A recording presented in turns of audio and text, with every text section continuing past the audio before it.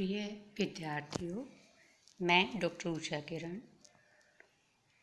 इस व्याख्यान में आप सबका हार्दिक स्वागत करती हूँ। इस व्याख्यान से हम श्रीमद् भगवद गीता के द्वितीय अध्याय का अध्ययन प्रारंभ करेंगे, जो महर्षि दयानंद सरस्वती विश्वविद्यालय अजमेर के स्नातक तृतीय वर्ष संस्कृत के प्रथम प्रश्न पत्र के पाठ्यक्रम में निर्धारित है। इस अध्याय में कुल 72 पद्य या श्लोक हैं, जो अधिकांश अनुष्टुप छंद में तथा कुछ अन्य छंदों में सजित हैं। इस अध्याय का नाम सांख्य योग है। इसके पद्यों का अध्ययन करने से पूर्व हम इस अध्याय तथा श्रीमद् भगवद गीता का सामान्य परिचय प्राप्त करेंगे, जो प्रासंगिक भी है और उपादेय भी, क्योंकि यह ज्ञान विज्ञान सामान्य न होकर श्री भगवान के मुखारबिंद से गाकर उस समय प्रकट किया गया था, जब वे द्वापर युग में श्री कृष्ण नाम से इस पृथ्वी पर मानव रूप में अवतरित हुए थे, जो बाद में महर्षि वेदव्यास के द्वारा विरचित 18 पर्वों वाले महाभारत नामक आर्ष महाकाव्य के अंश के रूप में निबद्ध हुआ, जिसको अमूल्य ज्ञान राशि का विश्वकोश कहा जाता है तथा सार भाग से युक्त पंचम वेद भी कहा जाता है, जिसके बारे में स्वयं महर्षि वेदव्यास ने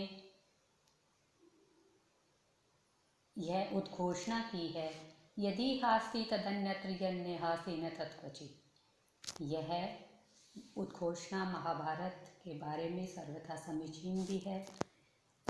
इसी में गीता जैसी सर्वशास्त्रमयी उपनिषद विद्यमान है।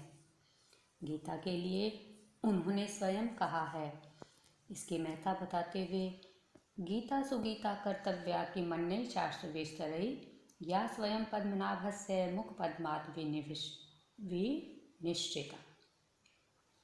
यह उपनिषद धर्म, दर्शन, काव्य, नाटक आदि सभी शास्त्रों के सार भाग से युक्त है। इस उपनिषद पर अनेक भाष्य एवं टीकाएं लिखी जा चुकी हैं तथा विश्व की प्राचीन अर्वाचीन अनेक भाषाओं में इसका अनुवाद हो चुका है। उपनिषद होने के कारण यह जो ग्रंथ आज पृथक रूप में विद्यमान है, इसका नाम स्त्रीलिंग में किया गया है, श्रीमद् भगवद गीता, क्योंकि उपनिषद शब्द संस्कृत भाषा में स्त्रीलिंग का शब्द है। इसका अपर नाम ब्रह्म विद्या तथा योग शास्त्र भी है, जो इस ग्रंथ के प्रत्येक अध्याय की पुष्पिका में लिखा हुआ है। पुष्पिका से तात्पर्य अध्याय के अंत में विद्यमान उन शब्दों से है, जिनमें उस अध्याय में वर्णित विषय की सूचना दी जाती है। श्रीमद् भगवद गीता से पूर्व अनेक उपनिषदें लिखी जा चुकी थी ऋषि मुनियों के द्वारा। 108 उपनिषदों का उल्लेख तो मुक्तिकोपनिषद में हुआ है तथा अन्य भी अनेक उपनिषदें लिखी गई। यह जो श्रीमद् भगवद गीता नामक उपनिषद है, यह उन सभी उपनिषदों का सार है, सर्वातिशायिनी है। इसमें कुल 18 अध्याय तथा 700 पद्य हैं। प्रत्येक अध्याय का नाम उसमें प्रधान विषय के आधार पर किया गया है। पुष्पिका से यह भी ज्ञात होता है कि यह ज्ञान मुख्य रूप से कृष्ण और अर्जुन के संवाद के रूप में विद्यमान है, गुरु और शिष्य के प्रश्नोत्तरों के रूप में प्रस्तुत हुआ है। उपनिषदें, जैसा कि अभी बताया, अनेक हैं, किंतु यह स्वयं भगवान के मुखारबिंद से प्रकट होने से विशेष है।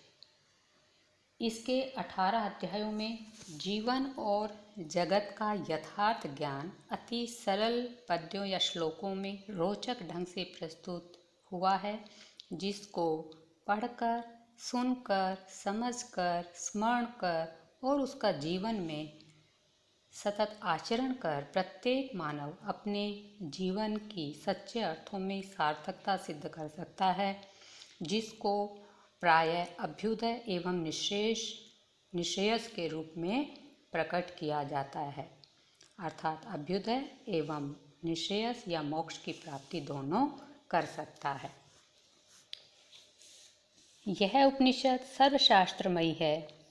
अभी हमने देखा कि यह जीवन और जगत से संबंधित समस्त गूढ़ ज्ञान से युक्त है, तो इसके कुछ प्रमुख बिंदुओं की चर्चा करना प्रासंगिक है। यद्यपि यह सब बताना हम मनुष्यों में किसी के भी वश की बात नहीं है, किंतु कुछ बिंदु हम देखने का प्रयास करेंगे। यह बताती है उपनिषद कि यह सृष्टि संक्षेप में पुरुष और प्रकृति दो अनादि तत्वों का संयुक्त रूप है, जिसका सृजन मूलतः मानस यज्ञ के रूप में होता है। पुरुष या परमात्मा परम अनादि होने के साथ साथ परम आनंदमय, सत्य, चेतन, शांत और देदीप्यमान है। पुरुष परम अनंत तत्व है, किंतु प्रकृति का भौतिक स्वरूप नश्वर है। अजन्मा और निर्विकार होकर भी पुरुष या परमात्मा प्रत्येक युग में अपनी प्रकृति और योग माया के द्वारा पृथ्वी पर धर्म की स्थापना, सज्जनों की रक्षा तथा अधर्म के विनाश और दुर्जनों के संहार के लिए अनेक रूपों में अवतरित होता है। यदा यदा हि धर्मस्य ग्लानिर्भवति भारत अभ्युत्थानम् अधर्मस्य तदात्मानं सृजाम्यहम्। परमात्मा सदा ही संभाव से आसक्ति रहित सर्व कल्याणकारी है, सबका मित्र है, सबके हृदय में संभाव से रहता है। प्रकृति सत्व रज तम 3 गुणों का समवाय है। संसार इन 3 गुणों का ही द्वंद्वात्मक स्वरूप है।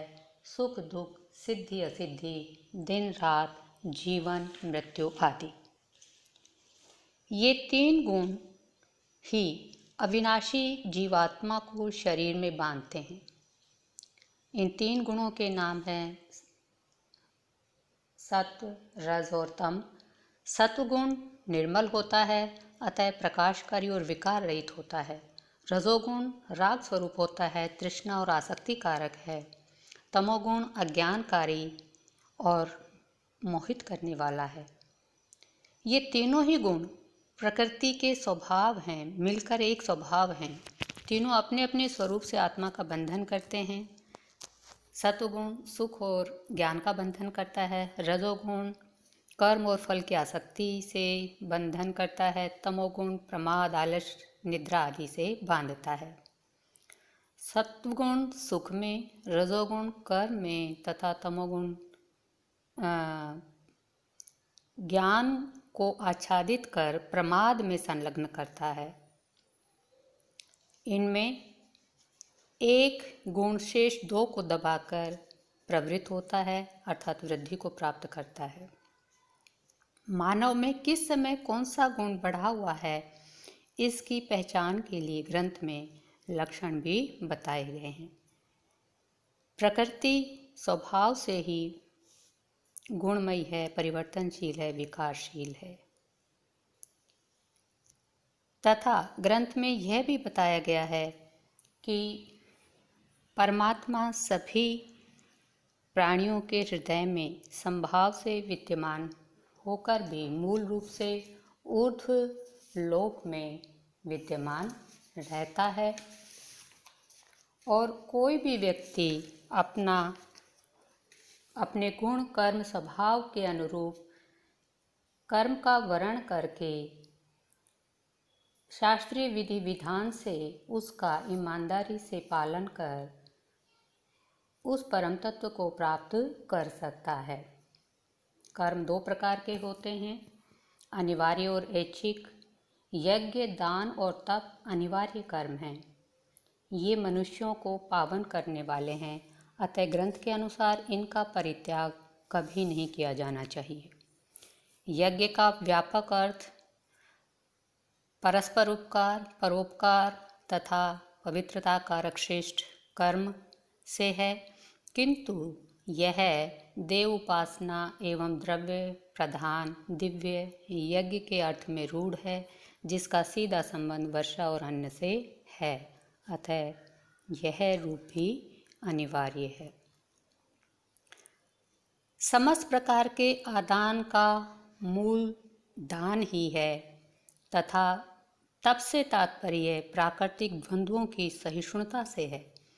यह सहिष्णुता ही धैर्य संभाव का मूल होती है, जैसा कि ग्रंथ में कहा गया है, मात्रा स्पर्शास्तु कौन्तेय शीतोष्ण सुख दुखदा आगमापायिन अनित्या स्थान तितिक्षु भारत यम ही न व्यथ्यन्ते ते पुरुषम पुरुषर्भ सम दुख सुखम धीरम स्वमृतत्वाय कल्पते। कर्म का त्याग न करके कर्म तथा उसके फल की आसक्ति का परित्याग करना ग्रंथ में आवश्यक बताया गया है और इसी को संन्यास एवं योग या कर्म योग की पहचान, सच्ची पहचान कहा गया है। ग्रंथ में यह भी बताया गया है कि काम, क्रोध, लोभ ये 3 दुख के मूल कारण हैं, आत्मा की अधोगति कारक हैं, अतः सदा त्याज्य हैं। इन तीनों का संबंध मन से है। मन अति चंचल है, इसकी प्रवृत्ति स्वभाव से बहिर्मुखी होती है, किंतु अभ्यास और वैराग्य से इनको परमात्मा के ध्यान में लगाकर मन को धीरे धीरे वश में किया जा सकता है। इसके लिए ध्यान योग भी नितांत आवश्यक है और ध्यान से ज्ञान की भी प्राप्ति होती है तथा परमात्मा की सत्ता का अनुभव भी होता है और यह परमात्मा का स्मरण और ध्यान प्रत्येक कर्म के साथ किए जाने से वह कर्म परम कल्याणकारी हो जाता है। श्रीमद् भगवत गीता के अनुसार जीवन जीने के यही 3 प्रमुख मार्ग हैं, ज्ञान योग, कर्म योग एवं भक्ति योग। मनुष्य का जीवन मुख्यतः कर्म प्रधान है। कर्म के बिना शरीर भी संचालित नहीं होता, अतः ग्रंथ में कर्म पर अत्यधिक बल दिया गया है। स्थान स्थान पर श्री कृष्ण के द्वारा अर्जुन नामक शिष्य को क्लैव्यम मास्मग्न उत्तिष्ठ कौन्तेय योगम आतिष्ठ उत्तिष्ठ भारत माम अनुस्मर युद्ध च इत्यादि वाक्यों से सतत कर्म करने की ओर प्रेरित किया गया है। कर्तव्य स्वरूप कर्म, योग स्वरूप कर्म, और उनके इसी ज्ञान और प्रेरणा से प्रोत्साहित होकर वो अर्जुन जिसने कर्म का परित्याग कर दिया था, वह जो मोहित हो गया था, उस मोह और संदेह से रहित होकर पुनः कर्म करने को तत्पर हो गया। यहाँ ये जिज्ञासा हो सकती है कि अर्जुन क्यों कर्तव्य मूढ़ हो गया था, कर्तव्य से विमुख हो गया था। यह आप न्यूनाधिक रूप से सभी जानते होंगे, तथापि संक्षेप में बताया जा रहा है कि जब कौरव और पांडव अपनी महती सेना के साथ विजय की इच्छा से युद्ध के लिए तत्पर खड़े थे, व्यूह रचना हो चुकी थी, शंखनाद हो चुका था, उस समय अत्यंत पराक्रमी, प्रतापी और श्रेष्ठ योद्धा और मानव होकर भी अर्जुन ने युद्ध करने से मना कर दिया।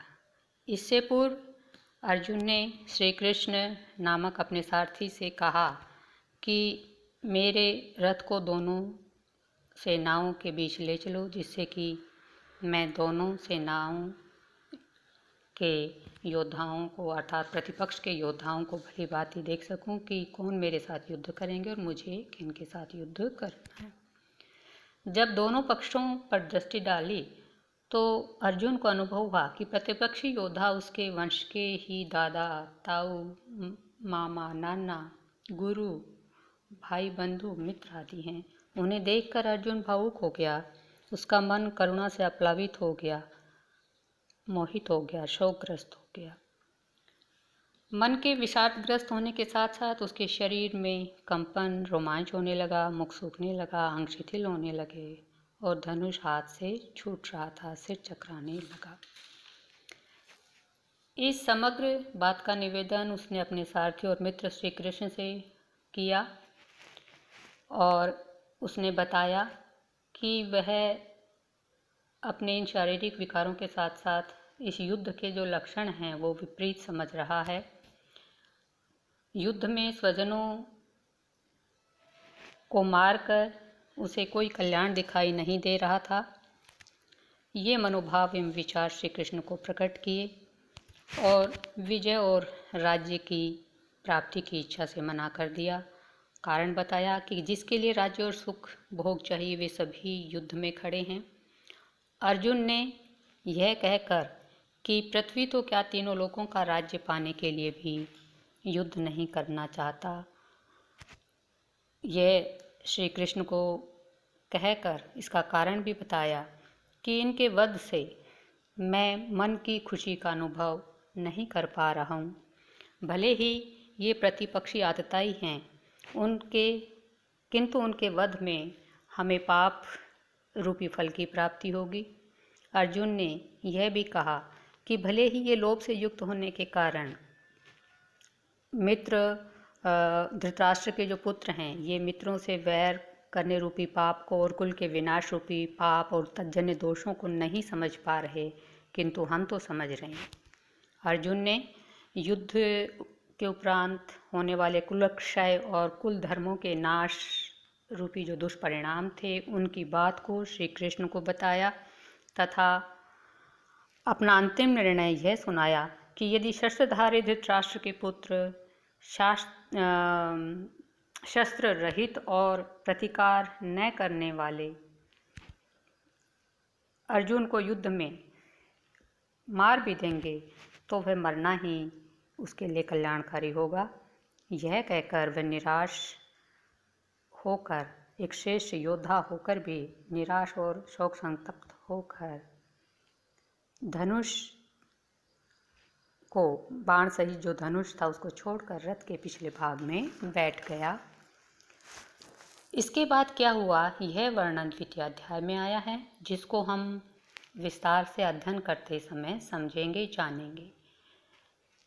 इसका सारांश इस प्रकार है।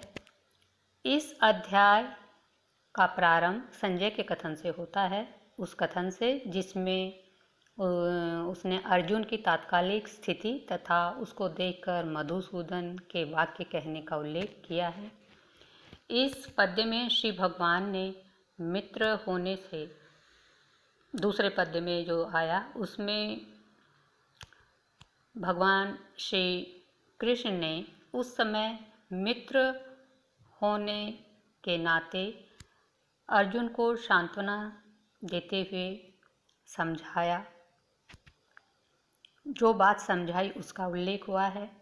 फिर श्री कृष्ण अर्जुन को कर्म में प्रवृत्त करने के लिए उसके पराक्रम का स्मरण कराते हुए हृदय की दुर्बलता का परित्याग कर युद्ध करने के लिए कहते हैं, किंतु अर्जुन पुनः अपने तर्क प्रस्तुत करता है और अंत में कहता है कि वे गुरु और महानुभावों के रक्त रंजित हाथों से प्राप्त जो भोग हैं उनके स्थान पर भिक्षावृत्ति से जीवन यापन करना श्रेष्ठ समझता है। वह यह भी शंका प्रकट करता है कि उसे यह भी नहीं पता कि युद्ध में उसकी विजय होगी या नहीं। अंत में स्पष्ट निवेदन करता है कि वह कायरता से युक्त हो गया है, कायरता ने उसके मौलिक स्वभाव को आक्रांत कर लिया है, वह किंग कर्तव्य विमूढ़ हो गया है। अतः वह अपने मित्र को गुरु मानकर उसकी शरण में पहुंच गया है, समर्पित हो गया है शिष्य भाव से, और निवेदन करता है कि जो उसके लिए कल्याणकारी हो वो उसके गुरु उसे बताएं कि क्या करना है क्या नहीं करना, क्योंकि वह इस युद्ध के पश्चात यदि विजय भी प्राप्त हो जाए, शत्रु रहित जो धन धान्य से युक्त राज्य, देवताओं का स्वामित्व भी यदि उसे प्राप्त हो जाए, तो वो उपाय नहीं देख पा रहा जो उसके मानसिक दोष को दूर कर सके। जब यह बात अर्जुन निवेदन कर देता है और कहता है मैं युद्ध नहीं करूँगा। तब अर्जुन चुप हो जाता है निवेदन करके, और उसके पश्चात जगत गुरु श्री कृष्ण, क्योंकि अब वो गुरु के रूप में उपस्थित हो गए हैं और जो शिष्य है वो विषादग्रस्त है अर्जुन, तो समझाना प्रारंभ करते हैं। गुरु यह जानते थे कि इस विषाद एवं कर्तव्य मूर्ता का कारण तमोगुण जन्य आसुरी प्रवृत्तियां हैं। अतः जो सात्विक प्रवृत्तियां आक्रांत हो गई थी तमोगुण से, अज्ञान से, उसके लिए तत्व ज्ञान आवश्यक था। अर्जुन अपने सगे संबंधियों की विनश्वर देह को ही उनका यथार्थ स्वरूप समझ रहा था। तो सर्वप्रथम जगत गुरु के द्वारा यह ज्ञान दिया गया कि मानव का नश्वर देह उनका यथार्थ स्वरूप नहीं है, अपितु उनका यथार्थ स्वरूप उनका अविनश्वर तत्व है, आत्मा जिसको कहा जाता है। वह सदा रहने के कारण ही संस्कृत की अत सातत्य गमने धातु से जो आत्मन शब्द बनता है उसका अर्थ यही होता है कि वह सदा रहता है। सदा रहने के कारण ही उस अविनश्वर तत्व को आत्मा कहा जाता है। अतः जगत गुरु के द्वारा समझाया गया कि जिनको तुम नश्वर देह के रूप में पहचान रहे हो सगे संबंधियों को, वे नश्वर न होकर वस्तुतः अविनाशी आत्मा है, जिसको न आग जला सकती है, न पानी डुबो सकता है, न शस्त्र काट सकता है, न हवा सुखा सकती है। अतः तुम्हें निश्चिंत होकर अपने युद्ध स्वरूप कर्तव्य का निर्वाह करना चाहिए। अर्जुन यदि उन अपने सगे संबंधियों के देह को ही आत्मस्वरूप समझ रहा था,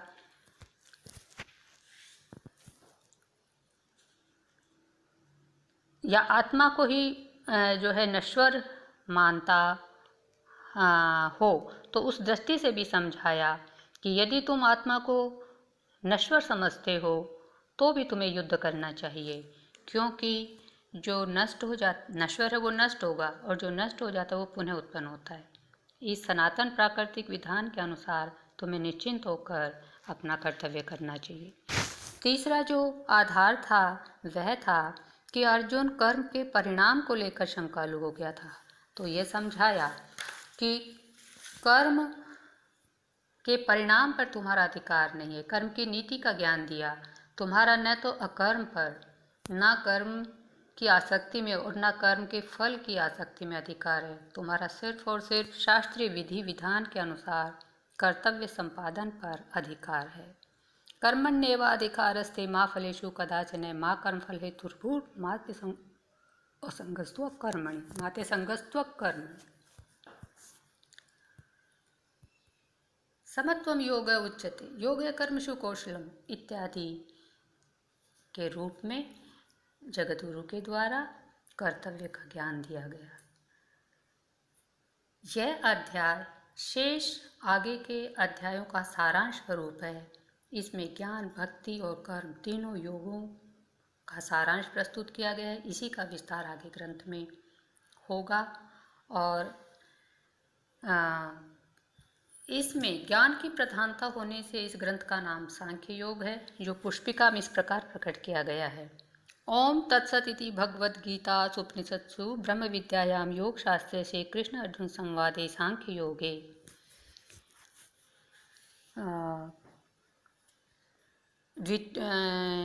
श्री कृष्ण अर्जुन संवादे सांख्य योग नामो द्वितीयो अध्याय। अंत में इस ज्ञान से अर्जुन का जो अज्ञानजन संदेह था वह समाप्त हो गया। उसे अपने मौलिक स्वरूप का आभास हो गया, क्षत्रियोचित उत्साही रूप का, कर्तव्यपरायण श्रेष्ठ मानव स्वरूप का आभास हो गया। और उसने कहा करिष्ये वचनम तव, और उसने कर्तव्य का निर्वाह भी किया। सनातन होने से यह ज्ञान न केवल आज अपितु सदा ही प्रासंगिक है, उपादेय है, मानव मात्र का मार्गदर्शक है। यह मनुष्य मात्र को यह संदेश देता है कि कोई भी मनुष्य कभी भी किसी भी स्थान पर तामसिक प्रवृत्तियों से आक्रांत हो सकता है, उस समय उसे धैर्य रखकर अपने किसी भी मित्र, स्नेही जन जो विश्वस्त जन है, उससे परामर्श अवश्य लेना चाहिए तथा उन मित्र, गुरु आदि को भी उसे सहज रूप से प्रोत्साहित करने का मधुर प्रयास करना चाहिए। विद्यार्थी एवं गुरु वर्ग दोनों को भी यहाँ संदेश मिलता है कि श्रद्धावान लभते ज्ञानम, श्रद्धा से जो युक्त है वो ज्ञान प्राप्त करता है, और गुरु निष्पक्ष रूप से शरण में आए हुए विद्यार्थियों को सही राह दिखाता है। इन्हीं स्वस्थ गुरु शिष्य संबंधों के साथ इस ग्रंथ का के पद्यों का, द्वितीय अध्याय के पद्यों का हम क्रमशः अध्ययन आगामी व्याख्यानों में करेंगे। आज इतना ही। धन्यवाद। आप सभी का कल्याण होवे। जयतु भारतम।